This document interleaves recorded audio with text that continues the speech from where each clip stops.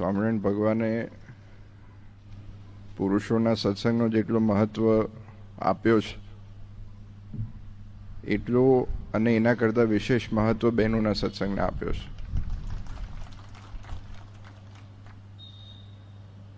ઘરમાં કોઈ નાનું બાળક હોય, એના પિતા નોકરી કરતા હોય, ધંધો કરતા હોય, 24 કલાકમાંથી કદાચ 18 કલાક સાચવવાની જવાબદારી માની હોય છે અને એને સંસ્કાર આપવાથી લઈને નાનામાં નાની વસ્તુનું ધ્યાન રાખવાની જવાબદારી એ બહેનો ઉપર આવતી હોય છે. દીકરો મોટો થઈને કેવો થશે, એનામાં કેવા સંસ્કાર આવશે, મા બાપ ઉપર બે પર ડિપેન્ડ કરે છે એ વસ્તુ. પણ વિશેષ કરીને એમાં એક માનો એમાં જે રોલ હોય છે એ બહુ અગત્યનો હોય છે. અને સત્સંગમાં દરેક જગ્યાએ, અમદાવાદ કાળુપુર મંદિરનું જ આપણે એક્ઝામ્પલ જો, બહેનો માટે એક અલગ હવેલી, જ્યાં જ્યાં સ્વામિનારાયણ સંપ્રદાય, મૂળ સ્વામિનારાયણ સંપ્રદાયના મંદિર છે, ત્યાં બહેનોને બે ગણો વધુ લાભ મળે છે. ભાઈઓના મંદિરમાં, ભાઈઓના પ્રસંગમાં તો લાભ મળે જ છે, પણ સાથે સાથે એમની પોતાની એક જગ્યા જ્યાં સત્સંગ કરી શકે, શાંતિથી ભગવાનનું નામનું સ્મરણ કરી શકે. તો સ્વામિનારાયણ સંપ્રદાયે અને સ્વામિનારાયણ ભગવાને શરૂઆતથી જ બહેનોને એક સ્પેશિયલ પ્રોવિઝન આપ્યું છે અને એ ઘણું સમજીને, ઘણું વિચારીને આપેલું છે. આપણા ગામમાં ભાઈઓ બહેનો બધાએ આટલા બધા વર્ષોથી મહેનત કરીને સત્સંગને જે વધાર્યો છે એ ખૂબ ધન્યવાદને પાત્ર છે. કારણ કે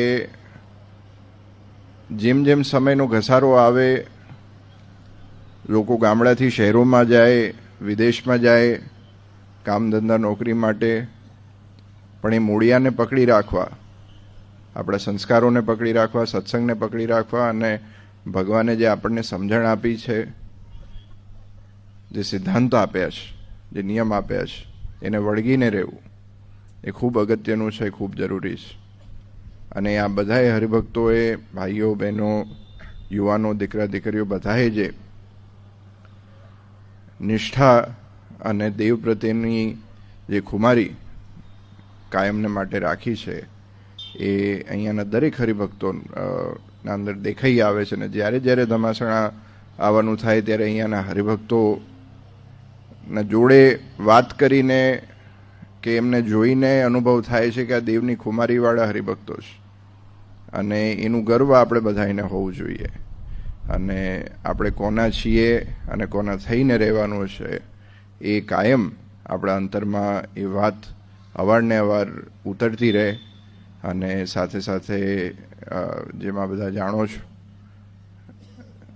ધનુર્માસના સમયમાં અમદાવાદ દેશના દરેક વિસ્તારમાં યુવાનોની શિબિરનું આયોજન આપણે કરવામાં રાખેલું છે.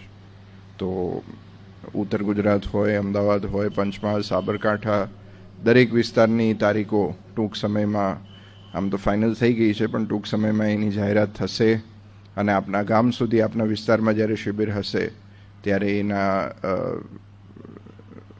પ્રચાર પ્રસાર માટે, એની માહિતી આપવા માટે સંતો, હરિભક્તો જ્યારે આવે ત્યારે એમને ખાસ સહકાર અને યોગદાન જરૂરથી એમાં આપજો. અને એમાં ખાસ કરીને જેટલા પણ યુવાનો જોડાઈ શકતા હોય એ જરૂરથી જોડાજો. કારણ કે જે નરણાયદેવ યોગ મંડળ છે એ એક આપણા ભવિષ્ય માટે, આપણા મંદિર, આપણું સત્સંગ, આપણા ગામમાં જે આપણે વડવાઓએ આટલી મહેનતથી મંદિર કર્યા છે, જે સત્સંગ સાચવી રાખ્યો છે, એ ભવિષ્યમાં પણ કઈ રીતે આનાથી પણ વિશેષ પ્રગતિ પામતો રહે અને સાથે સાથે દિવસે ને દિવસે આગળ વધતો જાય, એના માટે આ યુવક મંડળની સ્થાપના કરવામાં આવી છે. તો યુવક મંડળમાં જરૂરથી આપ બધા હરિભક્તો એ શિબિરમાં જરૂરથી જોડાજો.